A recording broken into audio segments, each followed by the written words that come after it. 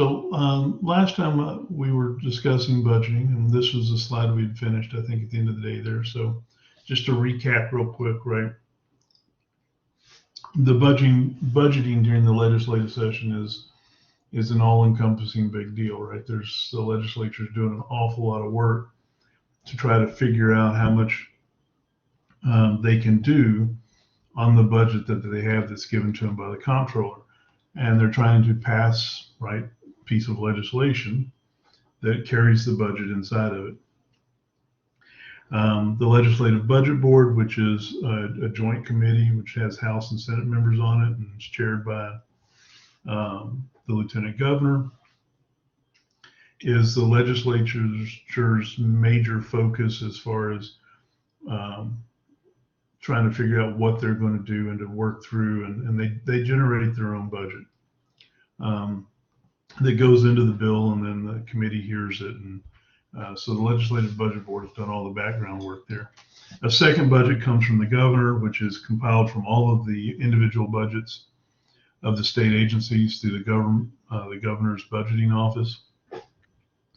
And that's submitted to the legislature as a historical or fact-based document, in the sense of here's where we were, here's what we spent, here's where we see it going.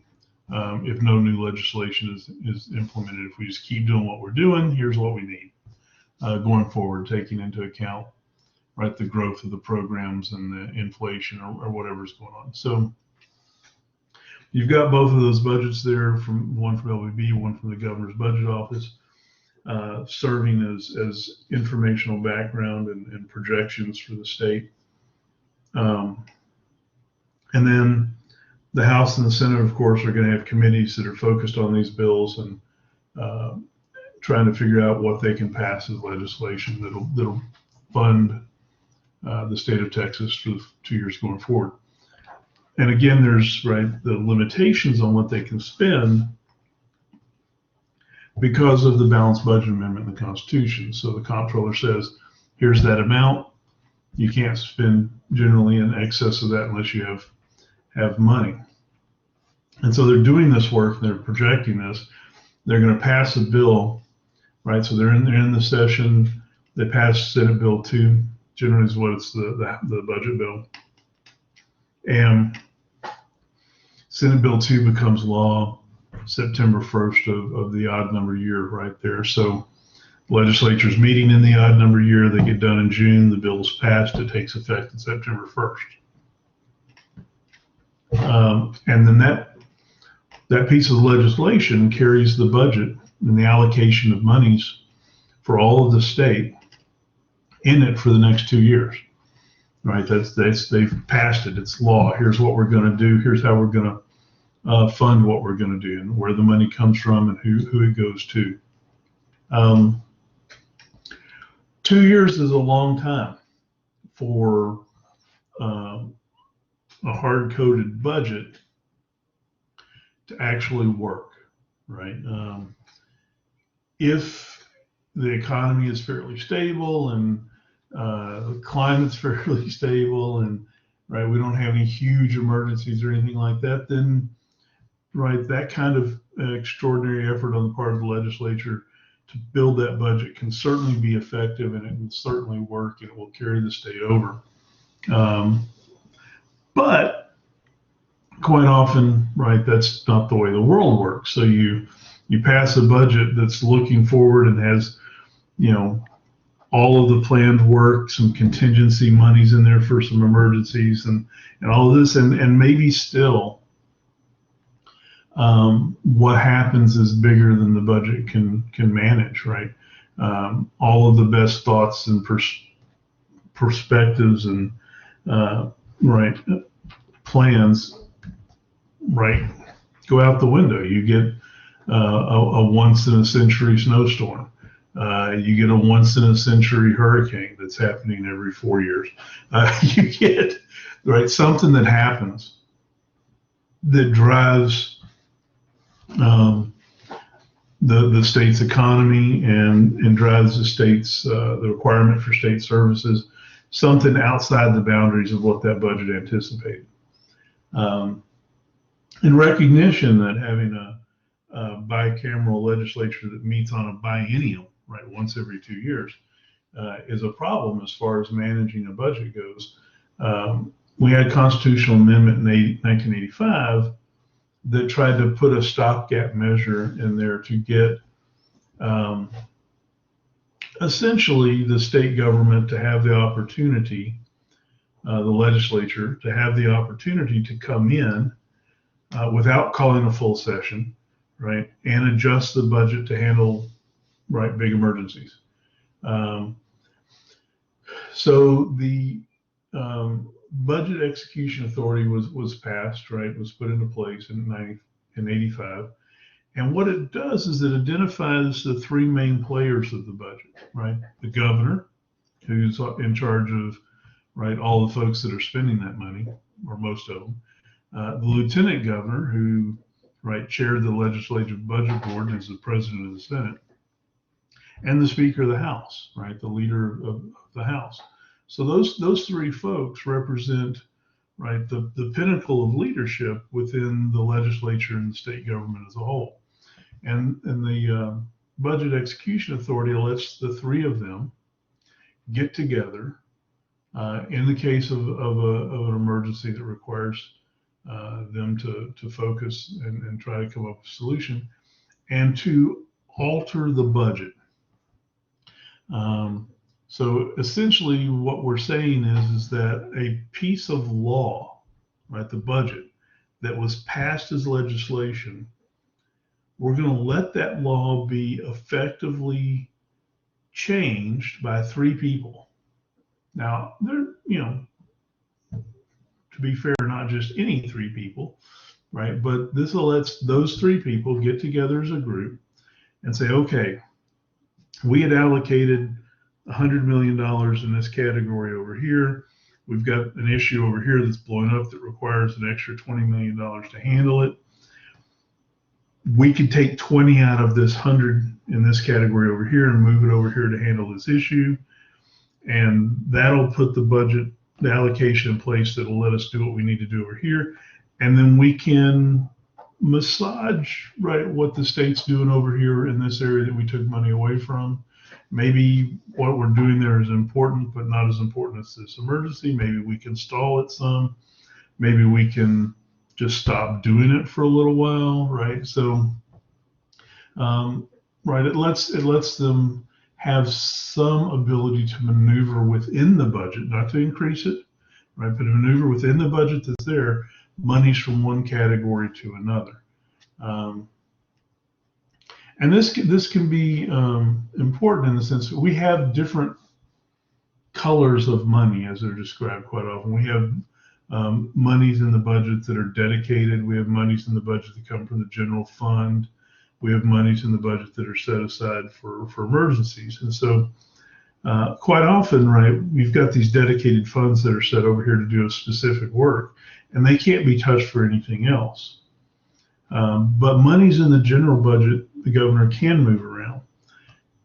And in an emergency, budget execution authority allows maybe even the dedicated funds to be moved around some to address these problems. So what this has done, this constitutional amendment has done, has put a little flexibility into the application of the budget, right, to the state of Texas, if there's a big issue. Some of the other things that go into place at the same time that aren't just budget oriented, but are allow the governor, for instance, to suspend some required legislative actions during an emergency. I'll give you an example. Folks that are responsible for moving environmentally dangerous materials, whether that be sewage or fertilizer or chemicals of some kind. Most of the time, right, they're required to fill out paperwork saying, I took this amount of stuff from position X and moved it over here to position B, so that we know where it is and how it was handled and where it went. And And this happens every time there's a hurricane that's going to make landfall in Texas. Well, there's a hurricane that's especially a Category 3 or higher that's going to make landfall in Texas. The governor will suspend a lot of the reporting requirements that go with hazardous materials. And what agencies will say, like Commission on Environmental Quality, will tell those folks that are responsible for moving that, get out there and move that hazardous material away from the impact zone of the hurricane. Don't take time to fill paperwork out right now. Just get it out of there, right? And then the idea is that after the emergency is over, they could then say, I took about this much stuff from here to here, right? And it won't be perfect reporting. It won't be exact reporting. We'll lose a little bit of our clarity about where some hazardous materials might be. But that lack of specificity is much easier to deal with than, right, having a bunch of hazardous material floating around, right, in the tidal surge that comes with the hurricane. And then we have absolutely no idea where it is.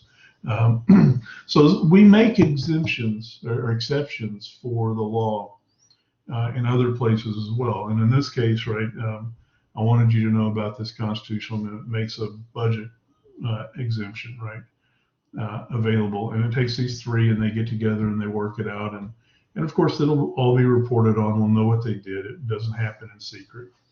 And it can be, if it's a big deal, then we can alter that or talk about it in some way and work it out later. But when you're trying to deal with an emergency, having the funds in place to deal with it is necessary. So we do give our state government, these three particular leaders, some latitude in how that budget works and is applied during an emergency situation. Does that make sense?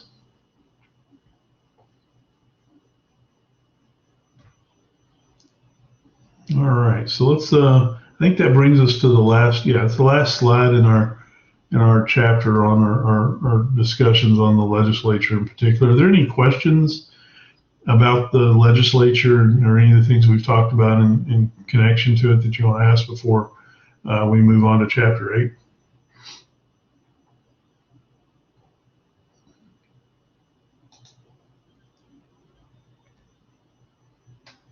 All right. Actually, I had one question. Absolutely, Vanessa. What's up? I chose to write my paper about the election of judges.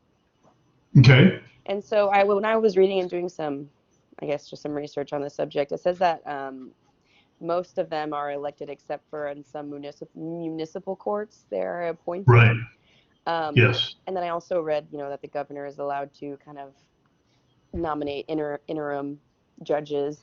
And right, to fill the spot, right? And then it says the majority of judges do not traditionally serve their last term. So I was just wondering, why is that? Well, a plethora of reasons for that, right? Most of the time, to be honest, it's going to be either a health reason or it's going to be that they decided to do something different. It's not usually a character issue or anything like that they've got in trouble. They've decided to do something else, right? But when you think about judges in particular, right, a lot of them have had a legal career already, right, in a firm or whatever, yeah, as an attorney. Then they run for office as a judge, and they've used that experience as one of the ways to get elected, right? So it's, hey, I've served as an attorney in Texas for blah, blah, blah. Okay. And they get voted in office and they serve an amount of time. Okay. Them, just like anybody else, right, are at the back end of their careers, probably age-wise. And so most of them that start either wanting to retire, right? And state judges get retirement from the state after they've served a particular amount of time. I think it's, is it 8 years? Might be 8 years or 10 years, something like that. But anyway, they get a pension from the state, right, when they retire. So for some of them, it's just, okay, I'm at retirement age, I'm ready to retire and do something else. I'm going to take retirement and go on. But Um, wouldn't it make, because you said 8 to 10 years, and so I was looking, and the terms are typically 6 years. Wouldn't it make more sense for it to be 2 full terms after 12 years, or how does? yeah, it could be. It depends on what it is, which one it is, and how long they've been there. Most of them are probably not going to go after 2 terms. They're there longer than that. Yeah. Okay. Right. I mean, so you're looking, they're well into 15, 16, 18, right? Yeah, I 20 saw like years the longest really. time was like 50 years, a judge. Yeah, I mean, there are some limits, some age limits on some of our courts for judges that they have to retire at like 75 or whatever, but not for most of them. So, you look at them, you can tell they've been around for a while, and so most of them are probably just at the point of I'm ready to retire, or I've got health issues and I need to get out of the way, right? I got to take care of myself. Okay. And that's what would end their term, right? Awesome. As they would resign. Okay. So it's usually very practical. All right. Thank you. No, that's a great question.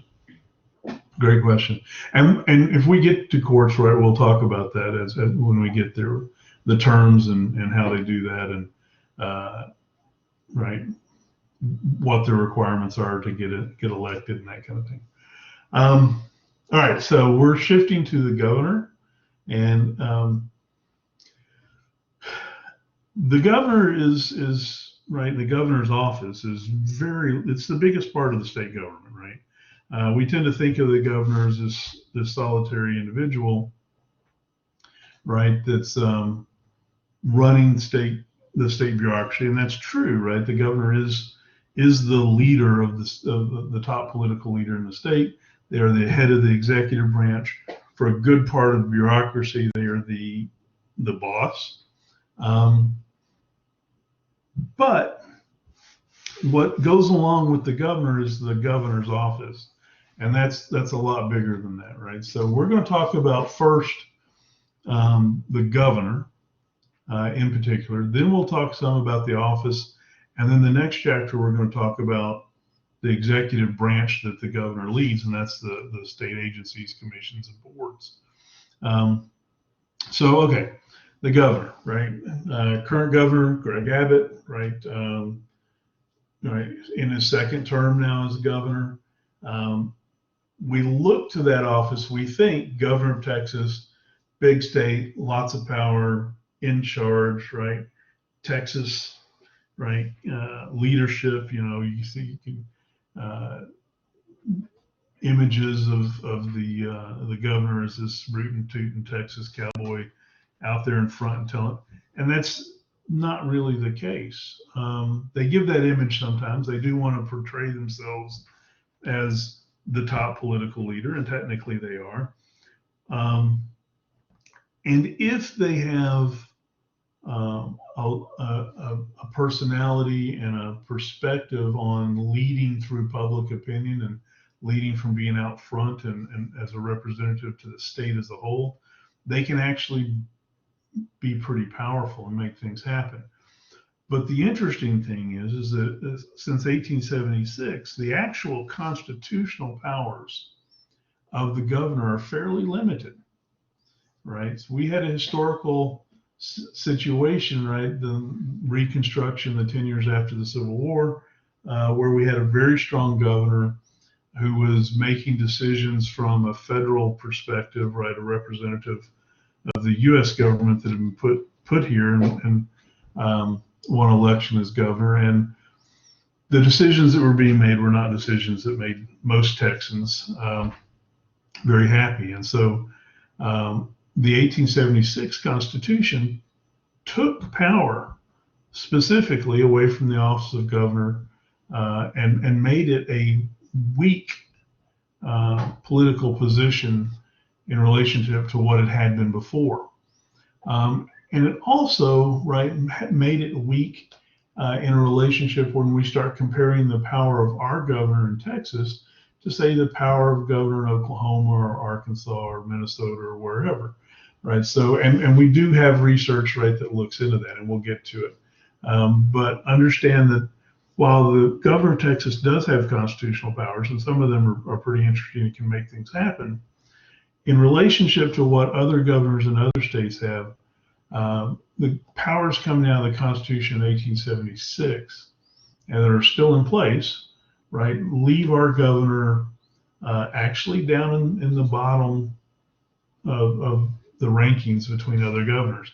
And if you were to ask people, who are the powerful governors in the United States, people are tending going to pick the states that are the biggest, that have the largest population. And so Texas quite often gets mentioned in that discussion because we're pretty big and we got 29, 30 million people here. You would think the governor of a state that big with that many people would be a very powerful position. And it can be, but it's not going to be based upon just its constitutional powers. So let's describe the office a little bit and how you get there, what the requirements are, what governors have, their demographics have been, and then we'll talk about what the governor actually does. So in Texas, we elect our governor in a statewide election, which makes sense, of course, because the governor is going to represent the whole state. It is a partisan election, right? So it is based upon partisanship, Republican, Democrat, Libertarian, Green, whatever party it might be. They're elected to 4-year terms, right? So every 4 years they will come up for re-election if they decide to run again. Those 4-year terms end and begin in even numbered years where there are no presidential elections. So just to kind of string it together for you, right? Last November, we had a presidential election in 2020. We're in the middle of a governor's term right now, right? In 2022, we'll have a governor's election, right? There will be no presidential election there, right? So they're staggered. Presidents are elected every 4 years, governors are elected 4 years, and we stagger them. We stagger the governor's election to intersperse it with the presidential election. So president's elected in 2020, governor in 2022, president in 2024, governor in 2026. And the idea behind that is to use big elections like presidents and governors elections to maybe encourage people to go to the polls. Right now, most of us, if we're going to vote, tend to focus on presidents and national elections. And so we see our best participation rates, obviously, during a presidential election. So we set the governor's election up intentionally to occur in the mid-year or off-year elections when there's not a president, so that we could maybe in Texas get more people voting, right, in those off years, because hey, there's a governor's election, maybe it'll carry more impact and people will pay attention to it somewhat like they do the president, and then they will vote in all the other elections that are at that time as well. Because remember, in the legislature, we got our House up for election every 2 years, and we got half of our Senate up most of the time every 2 years. And it would be good to have people voting and participating in those elections too. So we staggered that governor's election to occur then to help, right, encourage more people to vote in all of the elections, right?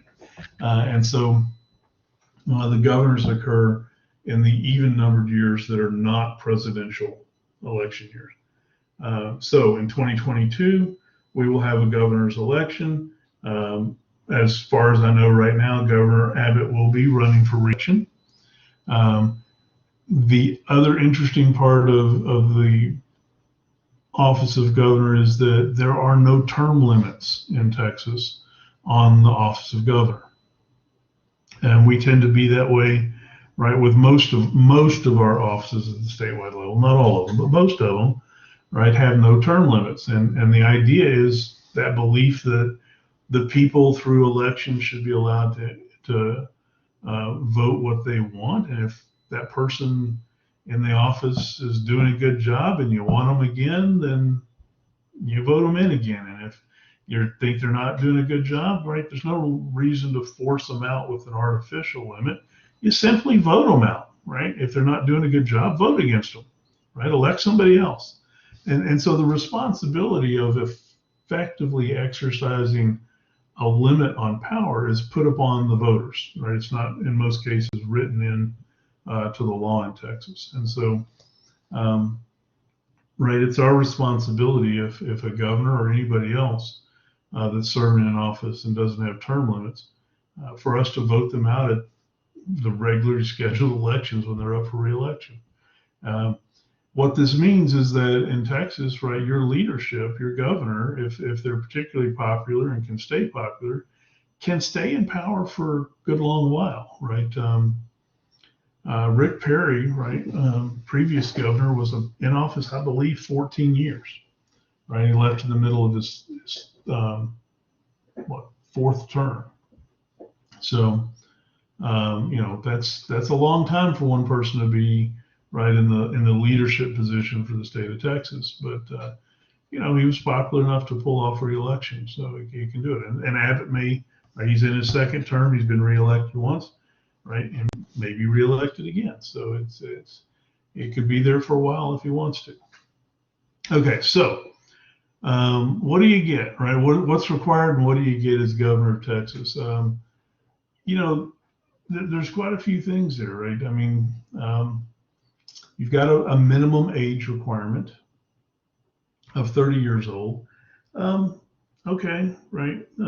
We understand, right, that maybe, the younger you are, maybe you don't quite have a full picture of what's going on yet. So an age requirement might be useful. It seems in a sense a little odd to me to have minimum age requirements when you're depending upon the electorate, right, to exercise judgment to begin with. If people think 30 as a rule is how old you need to be governor, then they wouldn't vote for people that are 24, right? But we put it there, right? And so it is a minimum requirement. The next thing is that the governor has to be a U.S. citizen, right? Not a controversial requirement here from the Constitution that they be a U.S. citizen, right? To be a voter, got to be a U.S. citizen. To be a registered voter, right? To run for any other office in Texas, as far as a representative office, you got to be a U.S. citizen. So it makes a lot of sense, right? That we would expect our governor to be properly a citizen of the United States. We also require them to have a minimum residency in Texas. In other words, you need to have lived here a little bit, right? And our requirement on residency is that a governor live here 5 years immediately prior to being elected. So that means that for 5 years you've been here paying attention, hopefully, to what Texas is going through right now. And so if you get elected to office, you've got that 5-year history of who we are and what we're doing and what our challenges are to help you as an elected governor, right, to lead Texas forward. And that prevents, someone like was born here and lived here for 5 or 6 years, and then they move off to New York or something, and they come back when they're 30, they run for governor, right? Well, they don't have any idea what it means to be Texan and what our problems are and what's going on here. They've been in New York, right, for the last 25 years. And that 5 years right after birth doesn't carry much weight, right? Yes, they're native born Texan, but they don't have any of the Texas experience to help them be a good leader. So we have a residency requirement, right, that they be here 5 years immediately prior to election. You hold the office for 4-year terms. You can be, as we've already mentioned, you can be reelected any number of times. There's no limit. The salary is actually a little higher than this now. I think it's about 153, 154, somewhere in that area, but still, it's a decent salary, right? Being governor pays pretty well, so you can live well. And then when you look at the other perks that come with it, right, that are mandated to the office, right? There's a governor's mansion maintained by the state that the governor can reside in. So You get $150,000 salary and no house payment while you're governor. That's kind of nice. The state has fleet of cars that are made available. You get a driver, you get a car, right? So when you're on state business, you're not spending money and are driving around, right? You call up for a car and you get driven around. I think last time I saw one of the state vehicles being used by a governor, it was it a Suburban or a Yukon? It was some big, SUV. Not a Mercedes or anything like that. It was a Chevy or GM vehicle, but still, wouldn't bother me to be driven around in the back seat of a Suburban every now and then, right? So, especially if I don't have to manage the traffic, somebody else can. State also has a fleet of planes, not a very big fleet, but they have some planes. And the governor has first dibs on using a state plane to travel, given the size of the state of Texas, right? Not surprising that if the governor needs to go to far reaches of the state and back in a day, that they'd use a plane to do that. And since lots of the state government or good parts of the state government need that same ability, it does make sense that we have a fleet of planes instead of throwing everybody on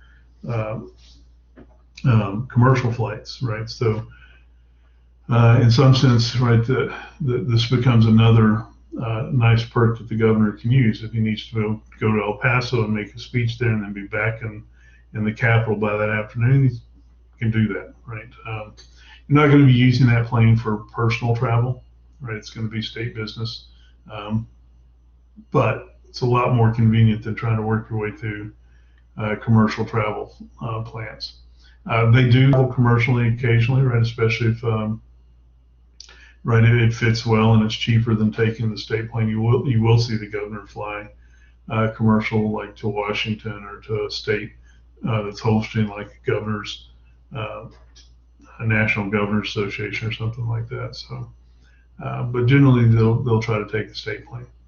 They are provided with staff, right? So they have a budget that allows them to hire a chief of staff and then other staff to work with underneath them. They're going to need that, right? They're going to be working up budgets. They're going to be managing all the state agencies. They're going to be working legislation, right? They're going to have an extensive calendars. They are going to need a staff to be able to get their work done, and we provide that for them. And then they get a travel budget, right? That allows them to use what they need to use to get where they need to get. So a lot of things are provided to allow the governor to focus on their job and to get out there and try to make a difference. So it's some nice perks. I remember a few years ago, the governor's mansion was under renovation and it couldn't be lived in. And so the state was paying the lease of a house for the governor, right? And so I think they were paying something in the neighborhood of, I want to say it was $6,000 or $7,000 a month. It was a really nice place out in Westlake, if I remember right. And there were quite a few write-ups and stories into, hey, what this seems excessive. What's going on here? And a lot of it was, well, right, if the mansion were available, right, it cost more than that to maintain and run the mansion. So we're really not spending any more on a basis for the governor than we would be, but it just, you're seeing it as a monthly charge out to a house instead of as upkeep and maintenance and running the mansion. And so it seems, but still, that's, there's a chunk of money being spent there, right? So those are the constitutional requirements that you have to meet, and then the constitutional perks that come along with the office. Quick little bit of demographics on our governors, right? This should not be surprising that, right, our governors are white. Almost all of them have been men, right? And they're not particularly old, but they're definitely middle-aged, right? You're not seeing 30-year-olds get elected very often. So, all right, they fit the mold and history of what elected leadership in the state have looked like, right? Now, if you go back far enough, of course, we, especially when Texas was a republic, and we, right after that, we do have some that are not Anglo, that are Hispanic, right? Because that makes sense. And then we've had a couple women that have been elected as governor in Texas. So not very often, but it's there, right? And hopefully, right, we get a little more representation that goes across the demographics as we go forward. Education, there is no, of course, minimum requirement for education for the position of governor, but our history, the last half century has been college educated. Bachelor's degree has been prevalent. A lot of them had come out of legal professions, so they also have a law degree in that sense, and quite a few of our elected representatives have law degrees. Not as, of course, a requirement to get the job, but a lot of folks that go to law school tend to find themselves in positions where they're working with the government a lot and become interested in being part of the government. So their law degrees translate over to that kind of experience real well. And of course, if you're elected to office and making legislation or managing legislation or helping implement legislation, maybe a law degree is useful. The two universities that we see the most governors coming from are, right, University of Texas, obviously right here, in Baylor, which is just up the road. Although the governor that served the longest time in the last half century or so was Governor Perry, who was a Texas A&M graduate. So I'm not sure that there's much to gain from right one particular college or university or another. I think it's just really more a relationship of geography and being here and close to Austin. And so people that are around here and serving in government already have come from those colleges. So the other thing is that, and this matches up with the predominant religious perspective of Texas. Most of Texas is Protestant, and most of our governors have been Protestant as well. Although our current governor is Catholic,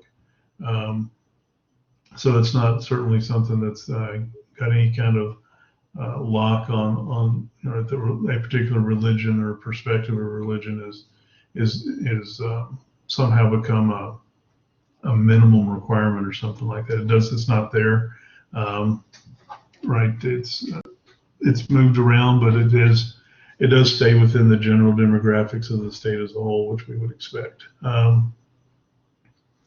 Their work history, their prior experience before becoming governor, is that they're either business owners, ranch or farmers, or lawyers, right? That's most of what we see, and it makes a lot of sense, right? In that a lot of them have previous government experience that were, right, if they're serving in the legislature, they needed to be able to have a position that let them step away from their job to be in the legislature, and then, right, they move up and run for higher office, whether that be some statewide office or governor. And so it's generally a continuation of the experiences they've chosen over time. And then the other folks are ones that have probably been successful in belonging to a firm, or their business has been successful and they can turn over day-to-day management of it and run for office, right? And so they do. All right, so let's talk about what they do.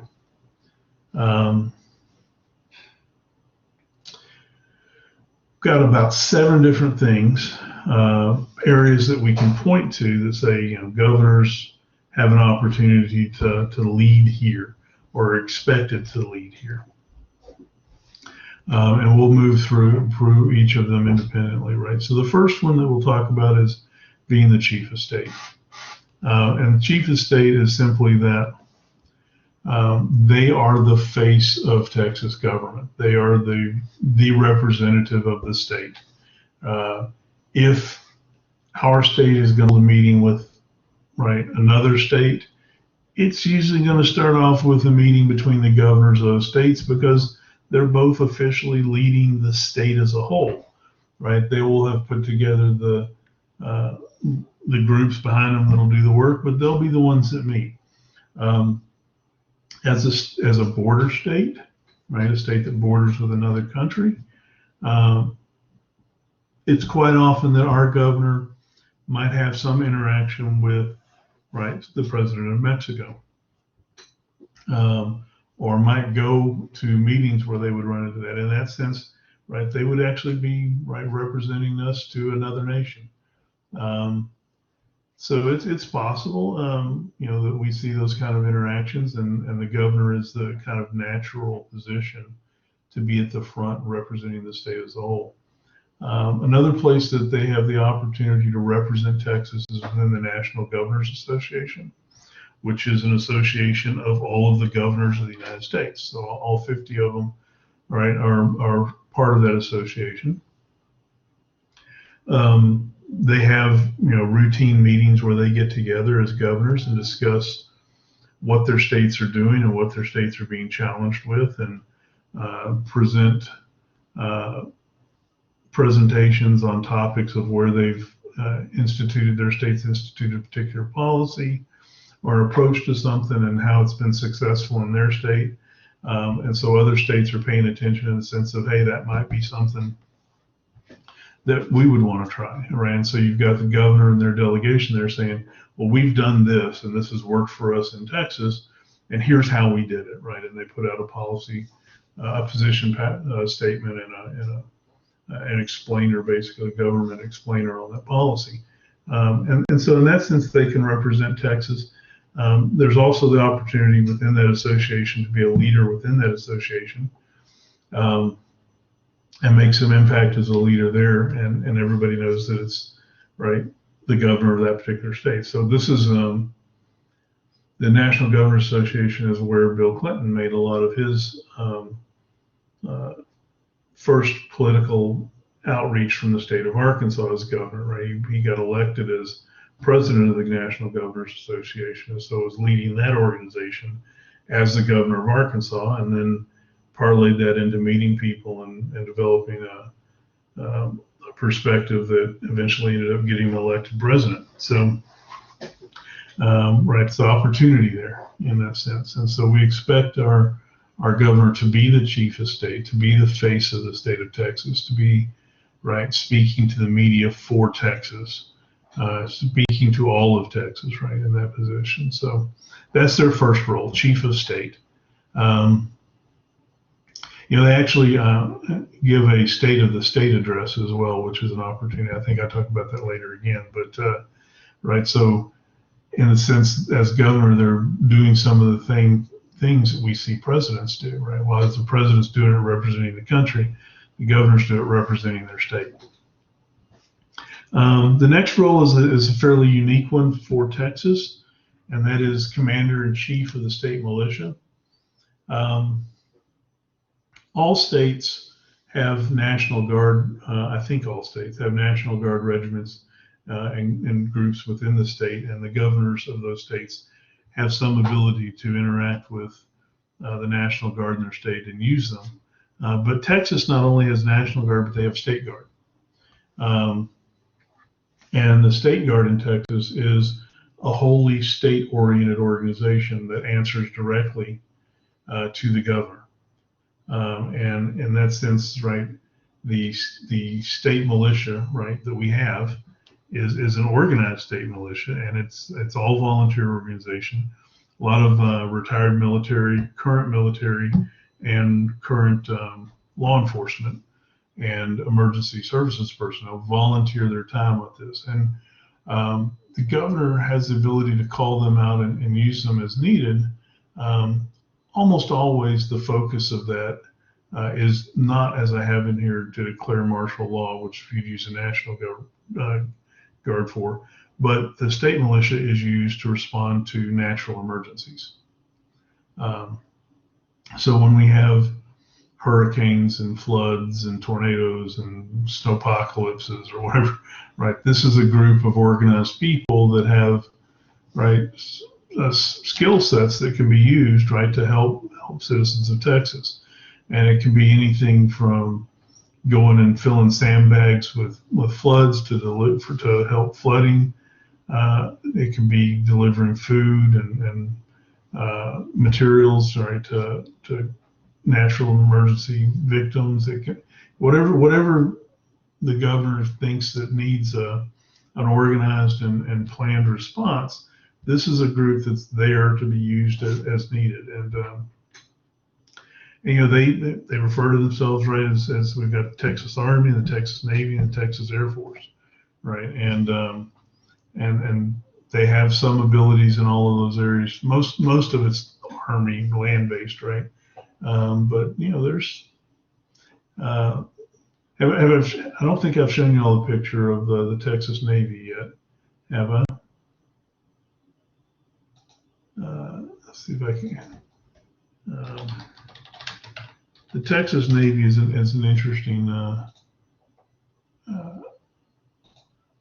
This is a picture of today's Texas Navy.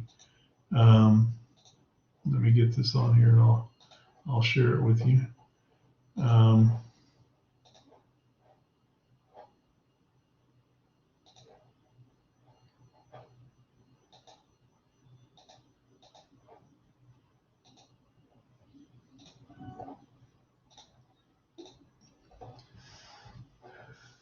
So this is the, you know, picture of one of our boats in the Texas Navy, and you see on the side of it says, you know, Department of Public Safety, Texas Highway Patrol. So the asset, right, the boat is an asset of the Department of Public Safety, but it's used, as you can see, as a heavily armed gunboat, right? If you look at that close, those are machine guns on this boat, right? So, right, it's you zoom in here, you can see there are machine guns on there, and we use these boats to patrol the Rio Grande and the lake waters along the Rio Grande for drug smuggling. So this is the kind of thing that you know, we are part of and can be dispatched as part of the state militia, the Texas Navy, right? So interesting, right? And we've got helicopters and some small planes and stuff that form the rest of it. So Texas governor has some interesting things that are going on there, right? Again, I don't want to overstate the case, but as commander-in-chief of the state, they can use those assets to mainly respond to emergency situations. The next power or role that the governor, office of governor fulfills is the chief executive officer. And a chief executive officer, of course, is the chief leadership, day-to-day leadership of an organization, of a business. And this is exactly the role that we're talking about for the governor, right? The Texas bureaucracy, well over 1,000 different state board commissions and agencies, almost all of them answer to the governor authoritatively.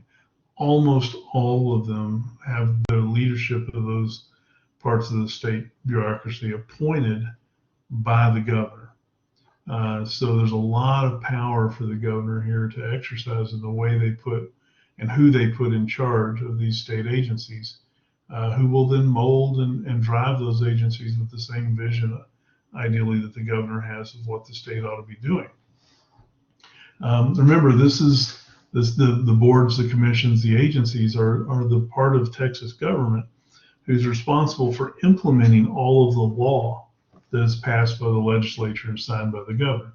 And so the day-to-day work that the state government does implementing that legislation is overseen for the most part by the governor, right? And so in that sense, that's why we refer to him as the CEO of the state of Texas. So I mean, so think of it this way, right? When I was working for the Commission on Environmental Quality, we had 3 full-time paid commissioners, all appointed to that position by the governor and governor's office. So those folks that were overseeing how the state's regulatory agency that engaged the environment and business that is going to affect the environment, those 3 folks that ran that agency on a day-to-day basis were personally appointed by the governor, which means they had a relationship. And 2 of the commissioners that I had when I were working there had actually worked on the governor's staff right before they were appointed to that agency. One of them had worked for the governor as an environmental liaison to the governor, and so had worked on all environmental policy within the governor's office that they were working on, answering directly to the governor. The other one worked as legislative staff for the governor. So, I mean, the governor knew these people first name basis, right? Saw them pretty much daily in the offices. And when a position came up on TCQ, he appointed these people that worked directly for him to the leadership position in that state agency, guaranteeing that that state agency is going to be moving within the constraints of the law the way the governor wants them to move. So that's a lot of personal power that gets directed down through the state agencies. Now, not all state agencies are led by appointed people from the governor, so some of them are exempt from that, but most of them aren't, right? So a lot of opportunity is the CEO, right, to direct how the state government's going to work. Does that make sense?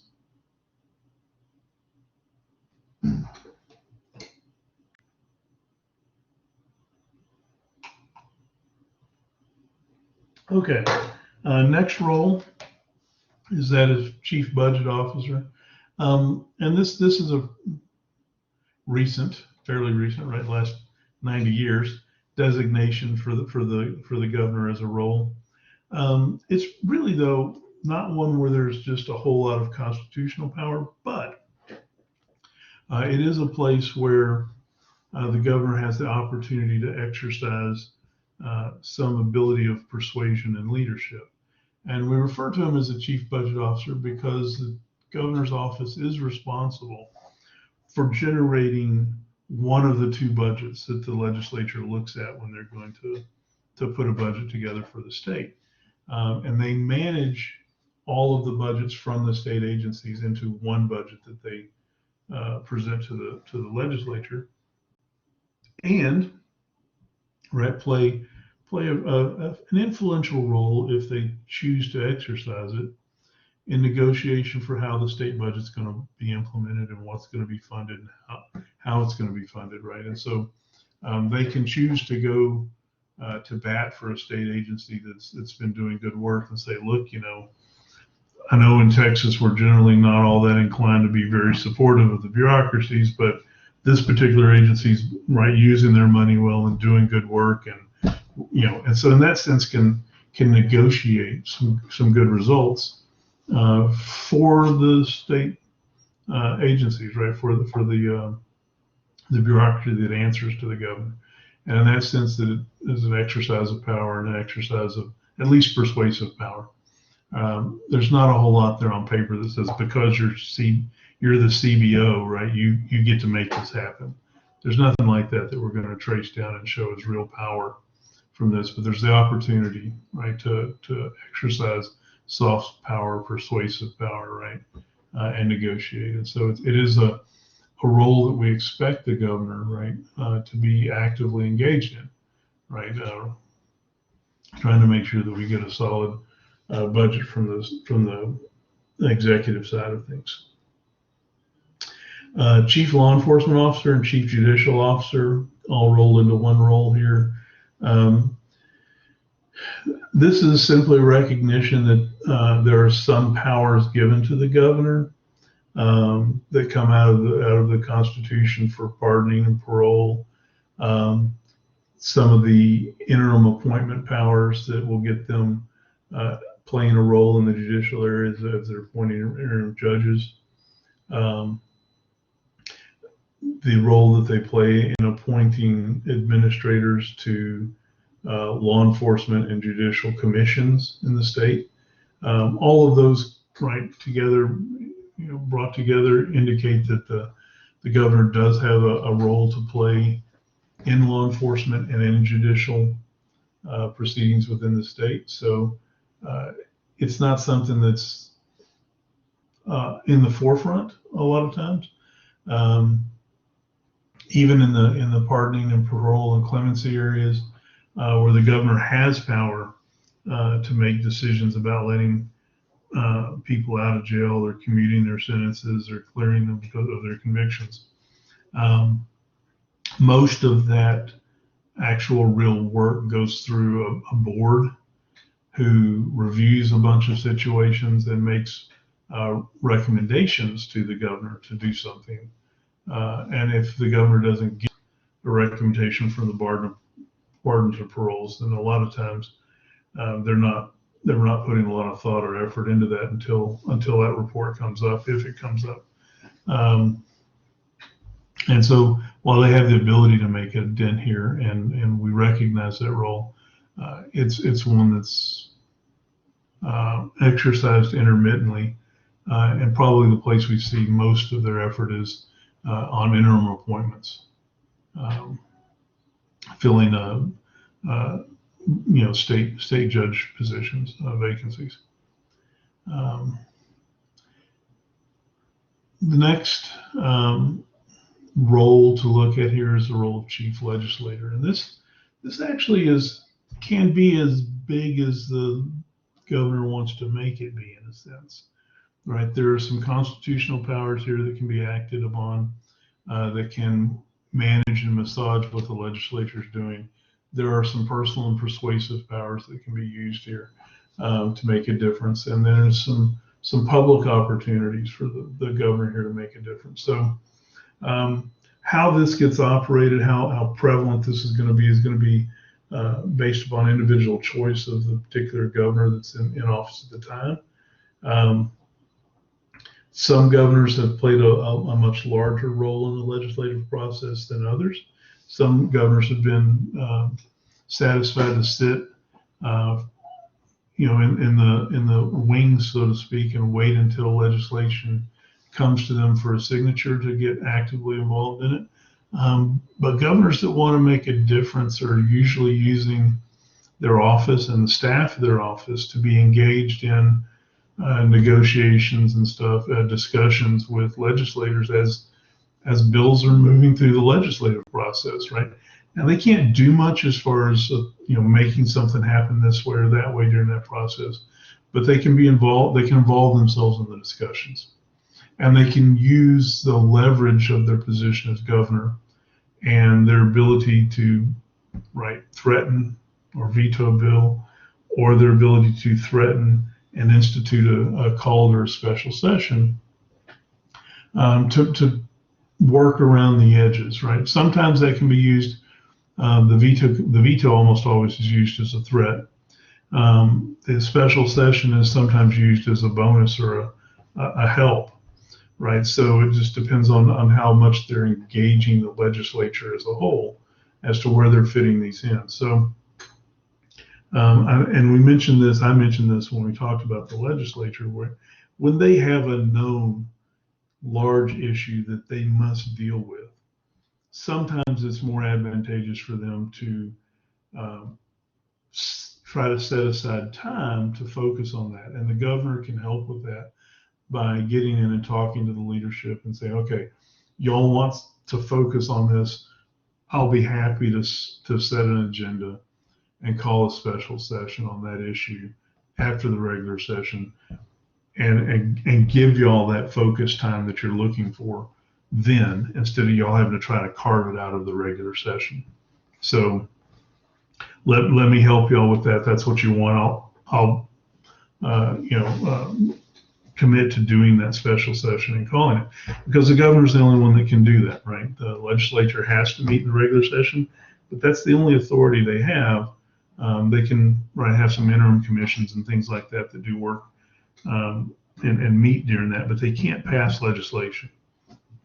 But the governor can call that special session for them, and which lets them then pass legislation during that special session based upon the agenda that the governor sets. And so in that sense, it can be a bargaining tool, right? I'll help y'all out here. I would like some consideration on this issue. Or maybe, the agenda for the special session will be this thing that you want to talk about, and I've got this issue I'd like y'all to spend some time on, or something like that. So the opportunity there to be a leader is in exercising those soft skills of negotiation and bargaining and compromise with the authority to call a session, or with the authority to veto a bill, to veto legislation and not let it become law. All right, you could go the stick way as well if you're looking at something like that, right? If the governor doesn't want to see something, I think that whatever the legislature is doing is going to be wrong-headed or going to impact the state in a way they don't agree with and that they ran against, and they could certainly try to use their constitutional powers of vetoing or the threat to veto, to get people motivated and moving in the directions they would like them to go. It's that veto power can be particularly effective if you use it as a negotiating tool. It's not particularly effective at the end of the session if you actually veto something, right? What happens? I mean, it will have the effect that you want, that bill's been vetoed. But what it won't do is get you exactly what you want, right? A veto is a negative action. It says we're not going to do this, and quite often the political process is figuring out how you want to do what you want to do, not just stopping the whole process. So the veto in that sense can be a blunt resolution to an issue. So you want to use it more to say, look, if you don't get this over here handling this problem with this legislation, then I'm going to veto it, right? And so in that sense, it's a nudge to action that the governor thinks is necessary or proper. Now, the legislature does not have to listen to it, and the legislature can go their own way. And if they can manage to build enough of a strong organization within the legislature to override a veto, they don't have to worry about it, right? The veto threat becomes null and void, and they can ignore it.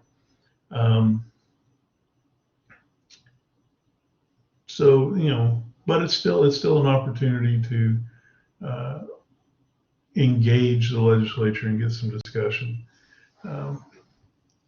So those are three places that we see the governor playing a role as a legislator in a sense, right? The ability to call the sessions, special sessions, ability to veto legislation if they're not going to get overridden, and then the state of the state message, which I mentioned a little earlier, right, which is their ability to step into the limelight and address Texas and say, here's where we are, here are the challenges that the state's facing, here's where we're going, here's how I see the state addressing these issues. So all of those are opportunities for the governor to be out front and leading. That message, that state of the state message, while it goes out to the full state, is directed to the legislature, right? It's actually delivered in the House, and the House and the Senator in front of them, right? So the governor is addressing them directly. It is a message for the whole state, but it has the opportunity for them at the beginning of a legislative session to set out a tone and a direction and an expectation for that legislative session. And so the legislature is there with experiencing that. And so it doesn't set an agenda in stone, but it definitely puts an agenda out there that can be looked at and considered, right? And so in that sense, it's important. The final role we identify for the governor as the role of party leader. In Texas, being a party member is, at least initially, just a matter of in your head identifying yourself as a member of a party. But when you decide to run for office and you're running for office and you've got a primary, right? That membership in the party is a lot more concrete than just something in your head, right? You're running around campaigning in front of members of the party you identify with, saying you are a member of the party and you want to represent them as governor and you want to lead the state as a Republican or a Democrat or a Green or whatever. And so that party identification becomes very important. And then if you're lucky enough to win that election and you are now governor, right, you are the highest elected official in the state from your party. And in that position, you are in a leadership position for your party, right? Your party's going to look for you to set a tone. Your party's going to look for you to be a major fundraiser and a major donor to other members of the party trying to run for office. They're going to look for you, right, to provide leadership to the other people running for office, to try to forge some kind of working relationship with all the other members of your party who are in office, so that y'all can work together as a group and get what your party wants done. We talked about political parties as a linkage institution a while back, right? We talked about the three part of the parties, and that third part was party in government, right? And we talked about the governor, right, as being, right, the leader of their party and expected to be that face of their party, that representative of their party. And that's what we're tapping back into here, right? If you want to get a quick temperature on what the Republican Party of Texas stands for and where they're going, it doesn't hurt to look at the governor, right, in this case, because Governor Abbott's a Republican, right? And where Governor Abbott goes and focuses his time and attention and influence is probably a good indicator of where most of the party in Texas wants to go. Now, certainly there are individual legislators that are going a different direction that are Republicans as well. You'll often see Governor Abbott going one way and Lieutenant Governor Patrick going a different way, right? And so that happens, and sometimes they aren't able to bring the whole party cohesively together, but no one disputes that the governor is the most prominent, known, and probably influential member of government that leads the party. All right, does that make sense? Are there any questions about that?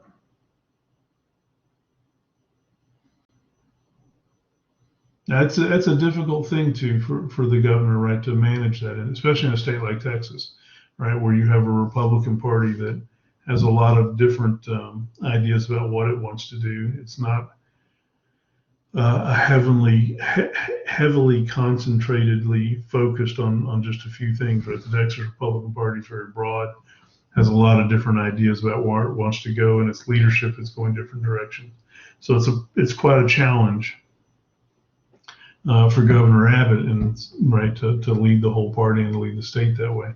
But the expectation is there, right? That's the prominent role that the governor will step into and try to play. Okay, so changing gears for just a little bit, right? Earlier I mentioned that the constitutional powers of the governor of Texas are not all that great, especially in comparison to the powers as they're expressed from the constitutions of other states. And so way back in the 60s, right, we had a guy named Schlesinger that actually sat down and took the executive offices, the governor's offices of all the 50 states and looked at their constitutions, right, and categorized and typologized and described the powers of each individual governor within their state, and then compared them and rank ordered them, right? So that you actually had a list, right, of the 50 governors and how powerful they were in relation to one another.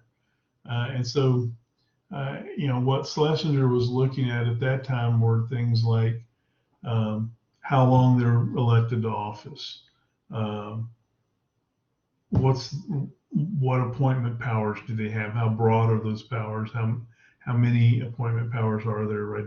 How much does it set the groundwork for the state that they're in for the work they're going to do? How much authority they had in constructing and getting a budget in their state, and how extensive and useful their veto powers were. And so those were the main topics that Schlesinger looked at in the 60s. And, the Texas governor didn't do so well, right? Because if you look at those three things in comparison to other states, right? Texas governor doesn't, tenure is pretty good, right? You can get elected 4-year terms and reelected as many times as possible. So that's pretty strong power. But appointments, we got a plural executive here in Texas, right? Some of the most powerful state agencies in Texas, the governor doesn't have authority over. So whereas other states, they do.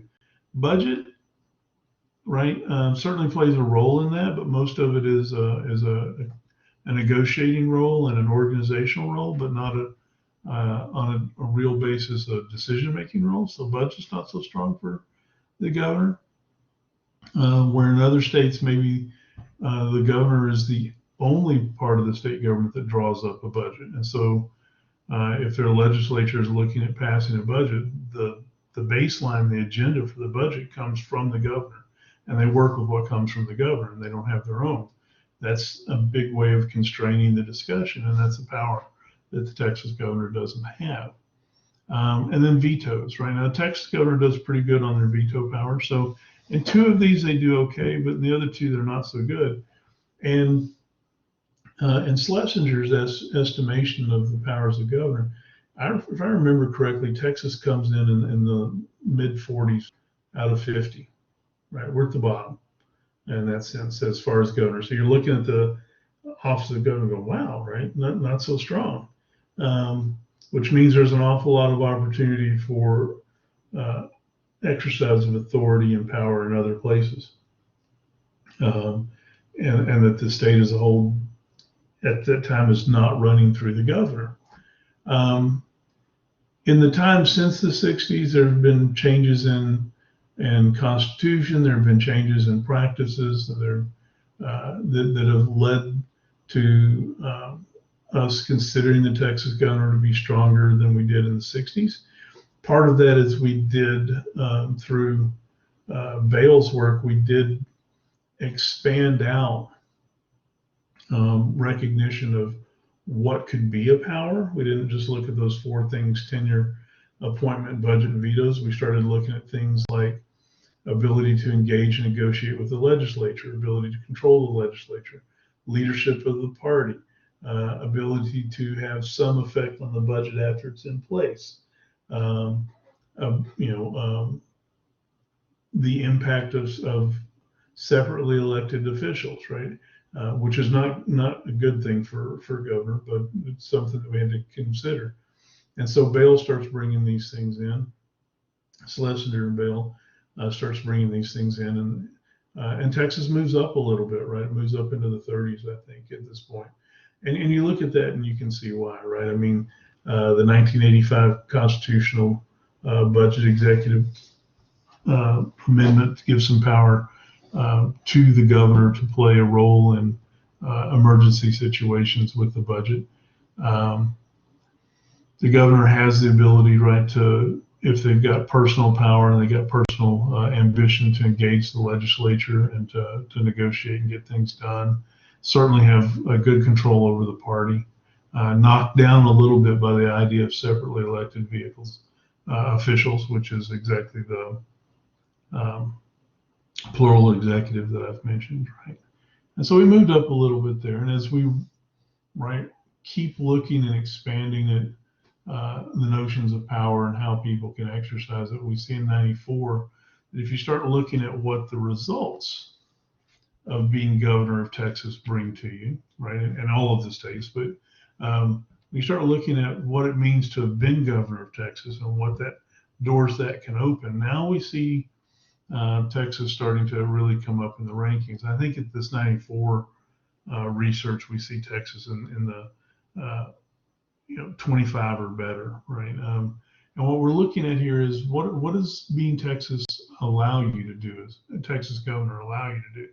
And we can look at things like, right, George Bush and Rick Perry, and look at their post governor opportunities, right? And you see, right, former President Bush, right, governor of Texas, right? You see former Governor Perry serving in the Trump administration at the national level, right? So the act of being governor, right, the filling that position of governor in Texas gets you a lot of recognition. It gets you national attention. If you're considered to be a successful governor of the state of Texas with those, 29 million people in it, that's basically 8 or 9% of the national population, right? Then a successful leader of a state that big with that much population translates well if you have ambition to go outside of the state and into national politics, right? And so if you wanted to, you could, right? And Governor of Texas is set up pretty well to do that. So it's been an interesting transition of both research and perspective of the powers of governor. While there have been some powers added, most of it is a recognition of right, an extension of soft powers. Samantha, what do you mean by that? It reminds you of this?